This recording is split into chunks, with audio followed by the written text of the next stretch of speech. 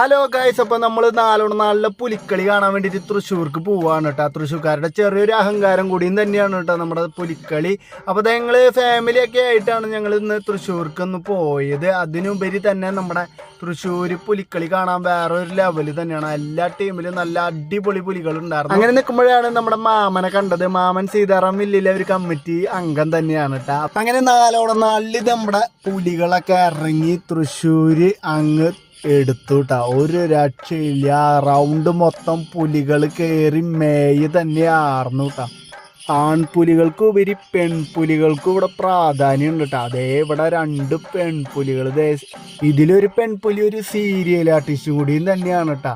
നമ്മുടെ നാടിനെ നടുക്കിയ വയനാടൻ ദുരന്തം, അതുപോലെ തന്നെ അമ്മയും മക്കളെയും രക്ഷിക്കുന്ന ആനയുടെ ടേബിളോ വരെ നമ്മളിവിടെ കണ്ടു. അങ്ങനെ പുലിക്കളി കണ്ട് വയ്യാണ്ടായിട്ട് ഞങ്ങൾ ഇവിടെ ഇരിക്കുകയായിരുന്നു കേട്ടോ. അപ്പം എന്തായാലും നമുക്ക് അടുത്ത വീഡിയോയിൽ കാണാം.